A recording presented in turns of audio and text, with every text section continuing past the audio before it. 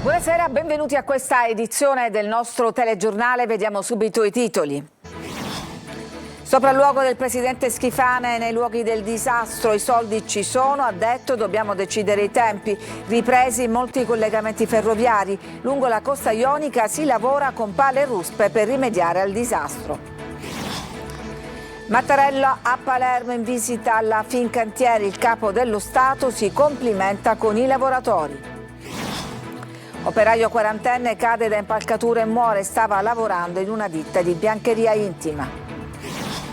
Chieste le dimissioni del sindaco di Caltanissetta, Tesaura, al centro del dibattito i suoi rapporti con il deputato Michele Mancuso, coinvolto in un'inchiesta. Numeri sempre crescenti per i social di Antenna Sicilia, Telecol e Sicilia Web, 420 milioni di visualizzazioni nello scorso anno e il 2026 si è aperto con la cronaca della devastazione del ciclone Harry.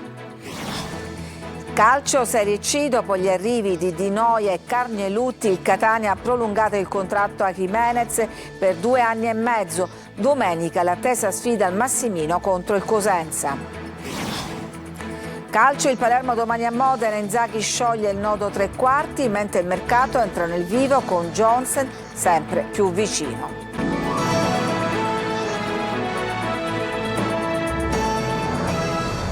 Buongiorno, c'è stato un nuovo incidente sul lavoro a Palermo, un operaio di 40 anni è morto cadendo da un'impalcatura, è una ennesima morte bianca, ne parleremo tra poco, ma intanto iniziamo con il sopralluogo del presidente Schifani che ha visitato i luoghi colpiti e devastati dall'uragano Harry, le risorse ci sono, ha detto, dobbiamo definire i tempi. Sentiamo Francesco Triolo.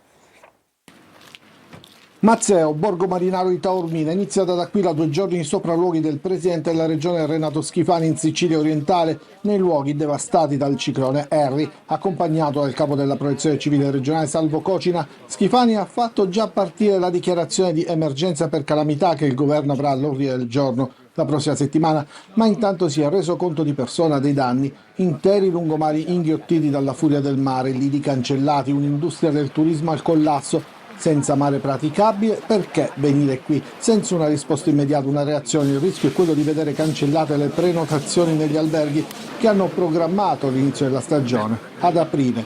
Dico ai siciliani di avere fiducia nelle istituzioni, di avere fiducia nel governo regionale e nazionale, ai sindaci che hanno dato una grandissima mano di aiuto. Se c'è una cosa che mi sento di assicurare è quello che le risorse non le faremo mancare. Tra governo regionale, governo nazionale e rincorsa eventualmente a fondi più che europei, fondi extraregionali come l'FSC, il FERS, già siamo alla ricerca anche di questi fondi, troveremo le coperture. Da Mazzeo a Santa Teresa con una tappa anche a Furcisiculo, 2 paesi che hanno visto collassare il proprio lungomare. Dal vivo è peggio che in TV, dice, c'è la fognatura distrutta, ci sono i tubi dell'acqua portati via dal mare, ci sono i sottoservizi tranciati, c'è insomma un territorio al collasso. La circolazione ferroviaria è in ripresa in Sicilia dopo l'eccezionale ondata di maltempo dei giorni scorsi. Trenitalia fa sapere che domani sarà riaperta la tratta Taormina-Catania-Siracusa, a pieno regime anche la Palermo-Catania, riattivata progressivamente da ieri. I tecnici di Rete Ferroviaria Italiana sono già al lavoro fra Giampilieri e Taormina per rimuovere detriti e oggetti di varie dimensioni trasportati dal mare sui binari e per ripristinare le infrastrutture danneggiate dalle mareggiate. Stanno anche per aprirsi i cantieri per la completa ricostruzione di ampi tratti di binario ferroviario tra Giampilieri e Aliterme, a Scaletta, a cui si riferiva l'immagine che avete visto, a Sant'Alessio, Letojanni e Taormina. E oggi siamo andati a Santa Tecla, lungo la costa acese, dove si cammina sulle macerie. Il ciclone ha sventrato case e cancellato ogni attività. Eva Spampinato. Qui ci sono molti sacrifici della mia famiglia, sacrifici miei e tanto denaro. Sono le lacrime di chi sa che non potrà tornare a lavorare presto, forse mai più. Non è catastrofismo, è dura realtà. Giuseppe Musumeci è un giovane imprenditore che aveva investito tutto in questo bed and breakfast affacciato sulla scogliera di Santa Tecla. Ecco cosa ne è rimasto. Le onde hanno superato anche quel tetto, il tetto di quella mansarda, arrivando dall'altro lato, vedete i vetri sfondati. C'è una spiaggia livellata dove la gente veniva chiaramente a fare il bagno, invece l'onda praticamente con l'intensità faceva da rampa, questi piedi facevano da rampa e andava a colpire i muri delle case, quindi che in fondo sono arrivati fino là sotto. Nei giorni del ciclone Giuseppe ha mandato via ospiti americani e alle richieste booking che continuano ad arrivare sul suo telefono per i prossimi mesi non sa cosa rispondere. Le prenotazioni arrivano, ci sono, ma tutto attorno non esiste più un indotto turistico. A Santa Tecla si cammina sulle macerie. Le onde sono entrate, hanno sfondato letteralmente muri, porte, finestre e sono andate addirittura dall'altro lato, sfondando i vetri della parte opposta della casa.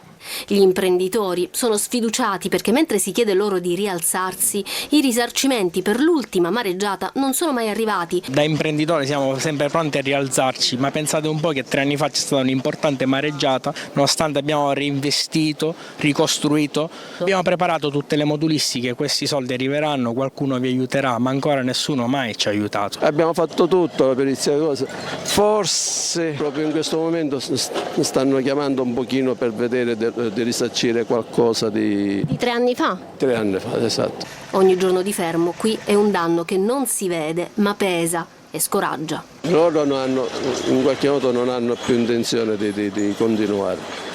Io naturalmente farò di tutto per farlo continuare. Restiamo nella zona della Cese, anche Stazzo è in ginocchio e c'è chi da tempo segnalava il pericolo. Tonino De Mana.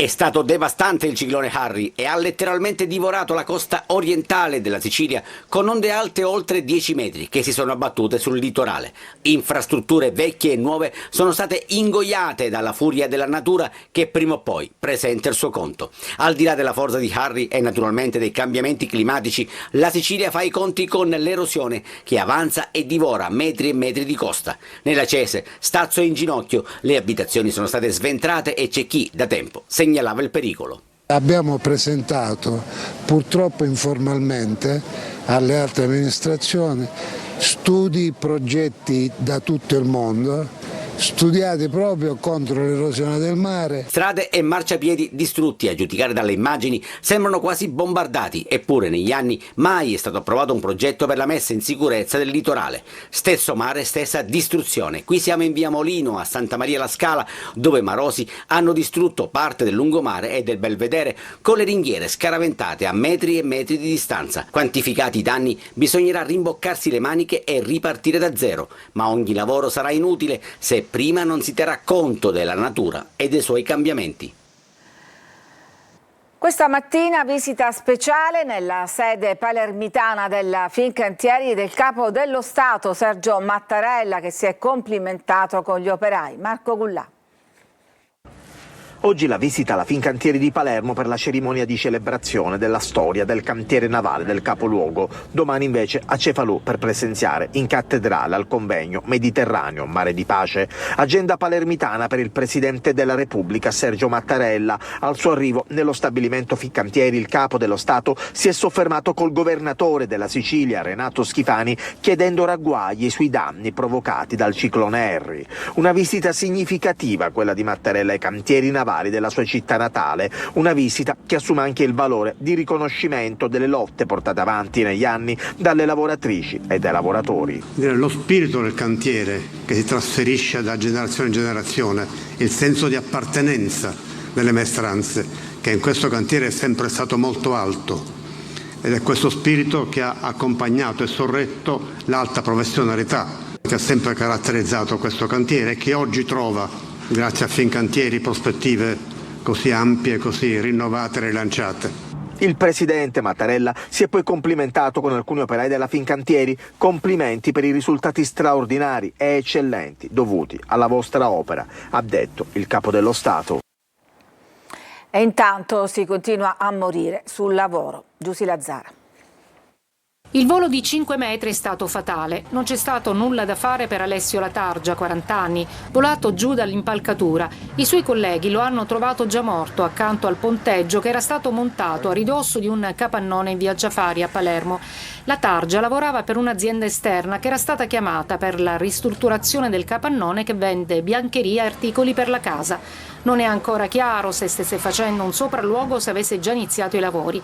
E per l'ennesimo incidente mortale è aperto un fascicolo della Procura di Palermo che ha messo sotto sequestro l'area. Avviata anche un'indagine dei carabinieri e degli esperti dell'ASP. Si vuole accertare che il cantiere fosse in regola, che l'operaio indossasse tutti i dispositivi di protezione e l'impresa lo avesse assunto regolarmente. Nel dolore i familiari, lascia la moglie e 2 figli. Non si danno pace anche i colleghi, che lo ricordano come un gran lavoratore e un operaio esperto. Disposta l'autopsia sul corpo di Latargia per escludere un malore.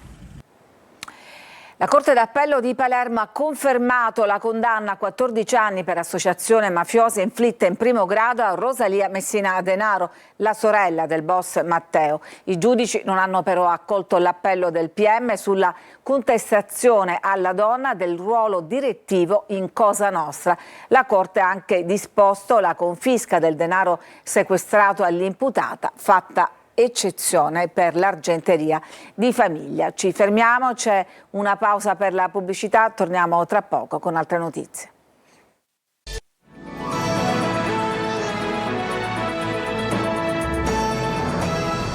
Torniamo alla notizia d'apertura perché, come annunciato da Schifani, il Consiglio dei Ministri si riunirà lunedì per deliberare la dichiarazione dello stato di emergenza sui territori colpiti dal passaggio del ciclone Harry, anticipando un iniziale stanziamento per far fronte alle immediate necessità e garantire i primi ristori in attesa di avere una compiuta e complessiva valutazione dei danni. Lo ha annunciato la Premier Meloni, rende noto a Palazzo Chigi, che ha presieduto oggi pomeriggio presso la sede della Protezione Civile a Roma una riunione proprio sui danni provocati dal maltempo.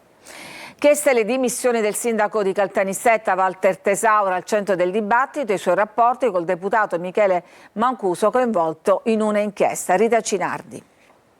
2 deleghe sarebbero state conferite dal presidente del Libero Consorzio e sindaco di Caltanissetta Walter Tesauro a Lorenzo Tricoli per la partecipazione a riunioni degli ATO CL1 e CL2 e quanto denunciato oggi in conferenza stampa dalla consigliera comunale e provinciale di Caltanissetta Annalisa Petitto, che con il deputato regionale Ismaele Lavardera e il coordinatore regionale di Progetto Italia Carmelo Miceli hanno chiesto le dimissioni di Tesauro. Quest'ultimo, come ribadito oggi, è politicamente legato al deputato regionale Michele Mancuso e a Tricoli, coinvolti nell'inchiesta sull'organizzazione di eventi nel Nisseno e per i quali la procura ha chiesto al GIP gli arresti domiciliari. Secondo la consigliera Petitto, Tesauro avrebbe delegato Tricoli, già condannato in via definitiva nel 2023 per bancarotta fraudolenta, a rappresentare la provincia in importanti riunioni. Il sindaco e presidente della provincia Tesauro ha dato le chiavi in mano della provincia di Siena a Lorenzo Tricoli, finanche delegandolo a partecipare al lato CL2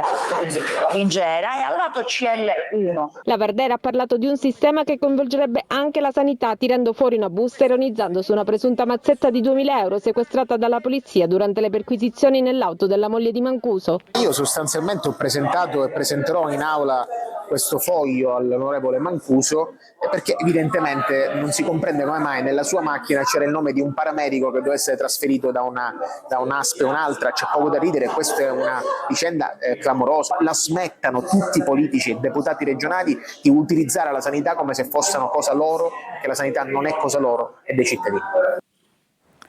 A Catania la polizia ha chiuso un bar in piazza Risorgimento per gravi carenze igienico-sanitarie emerse nel corso di controlli. Nel laboratorio sono stati trovati scarafaggi, insetti, alimenti in putrefazione e circa 250 kg di prodotti scaduti, oltre a locali coperti di muffa e sporcizia. Patrimoni milionari e redditi dichiarati incompatibili è il filo che lega 2 distinte operazioni antimafia scattate questa mattina. Una mattinata segnata da 2 importanti operazioni antimafia in Sicilia, entrambe mirate a colpire patrimoni ritenuti di origine illecita e riconducibili a soggetti vicini a Cosa Nostra. A Caltanissetta la Polizia di Stato ha eseguito un provvedimento di sequestro nei confronti di un uomo di 49 anni pluripregiudicato. Le indagini patrimoniali hanno evidenziato una forte sproporzione tra i redditi dichiarati e il patrimonio accumulato negli anni, soprattutto a partire dal 2005, ritenuto frutto di attività illecite legate in particolare allo spaccio di droga. Sequestrati 4 immobili tra Caltanissetta e le Marche, società e attività commerciali, oltre a conti correnti bancari per un valore complessivo di circa 1 milione di euro. Sempre oggi un secondo e distinto provvedimento è stato eseguito dalla Direzione Investigativa Antimafia. Il Tribunale di Caltanissetta ha disposto il sequestro patrimoniale nei confronti di un imprenditore ennese con precedenti per estorsione aggravata dal metodo mafioso e ritenuto contiguo a Cosa Nostra. In questo caso il sequestro ha riguardato una società edile, una ditta agricola, fabbricati, terreni, autoveicoli e numerosi rapporti bancari per un valore stimato di circa 1.200.000 euro. Per l'uomo è stata disposta anche la sorveglianza speciale con obbligo di soggiorno nel comune di residenza per 3 anni. 2 operazioni distinte ma unite dall'obiettivo di sottrarre risorse alla criminalità organizzata e tutelare l'economia sana del territorio. Un'informazione capace di restare al passo con i tempi grazie alle pagine social di Antenna Sicilia e Telecolor, sempre vicine al pubblico. 420 milioni di visualizzazioni e 7 milioni di interazioni lo scorso anno. Sentiamo Desiree Ferlito. Sono drammatici i primi bilanci dei danni causati dal ciclone Harry. Il 2026 si apre con il racconto social dei giorni difficili in una Sicilia devastata dal ciclone Harry. I video e i reel, le immagini forti sono arrivate al pubblico in un abbraccio di condivisione continua. Il bollettino meteo che abbiamo ricevuto pochi minuti fa ci dà un peggioramento delle condizioni del mare e del vento con un mantenimento di questa situazione fino alle 23. Dirette, post, aggiornamenti, messaggi e segnalazioni in questo inizio di anno sono il proseguo di un 2025 che ha registrato numeri in continua ascesa per i social di Antenna Sicilia e Telecolor. 420 milioni di visualizzazioni, un aumento impressionante delle interazioni che hanno raggiunto i 7 milioni. Ben il 735% solo nel 2025. Il pubblico ripaga a suon di click e like un'informazione che sa adeguarsi ai tempi, diventando sempre più giovane. Come sempre più giovane il pubblico che ci segue da casa. Si amplia infatti il range dei telespettatori, dai giovanissimi ai sempre fedeli. TikTok, Instagram, Facebook, un team social costantemente al lavoro, una continua condivisione di argomenti inediti, l'informazione e la cronaca vicina anche alla generazione Z. E poi lo sport con prodotti diventati virali.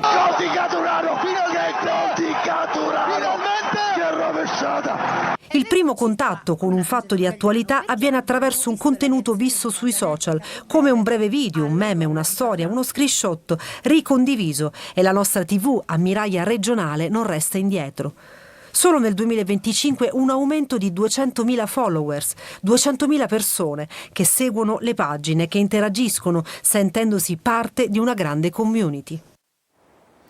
Ci fermiamo, c'è ancora una pausa e poi torniamo con la pagina sportiva per parlare fra l'altro degli dettagli sull'accordo che riguarda il giocatore del Catania, Jimenez. A tra poco.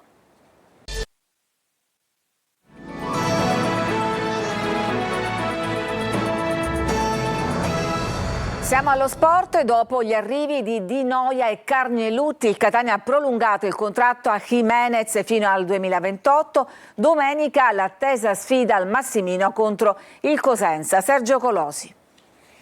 Caleb Jimenez è un calciatore del Catania fino al 30 giugno 2028, come già anticipato dai nostri TG e nelle trasmissioni sportive. L'accordo contrattuale è stato formalizzato nella lunga vigilia della sfida al Massimino contro il Cosenza. Jimenez quest'anno 20 presenze e 3 assist, ha anche segnato 3 gol. Il Catania è ancora molto attivo sul mercato, perché quanto fatto finora non basta, considerato che tra infortuni e squalifiche Toscano ha sempre difficoltà. difficoltà. Già chiuse altre 2 operazioni, perfezionato l'accordo fino al 2028 con Riccardo Carnielutti, difensore di 26 anni proveniente dal Crotone, 21 presenze e un gol nel torneo in corso. Scuola Roma, in precedenza ha vestito le maglie di Giuliano, Monopoli, Gelbison, Potenza, Fano e Modena, totalizzando quasi 200 presenze in Serie C. Chiuso l'ingaggio fino al 2027 con un ex centrocampista del Trapani, il 31enne Giovanni Di Noia. I 2 nuovi acquisti si sono già aggregati al gruppo. Per domenica intanto debutto quasi scontato per Mirko Miceli. La squalifica di Pieraccini infatti lascia Toscano con gli uomini contati dietro, con l'ex Monopoli pronto a giocare piuttosto che trovare una soluzione alternativa come l'arretramento di Guaini.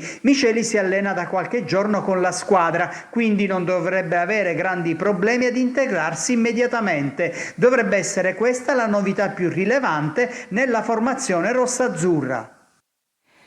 Il Palermo domani al Braglia affronterà il Modena. Sul mercato ore decisive per la definizione dell'acquisto di Johnsen. Marco Gullà.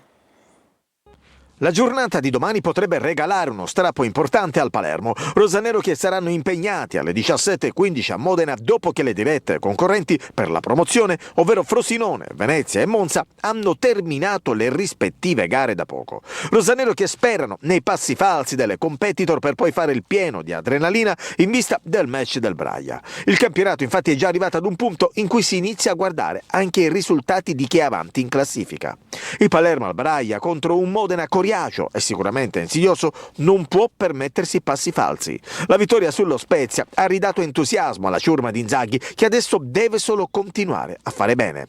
Inzaghi ha un solo dubbio per la formazione sulla tre quarti. Gyasi contro lo Spezia non ha convinto, probabile un ritorno di Leduaron assieme a Palumbo alle spalle di Poyampalo, poi tutto confermato.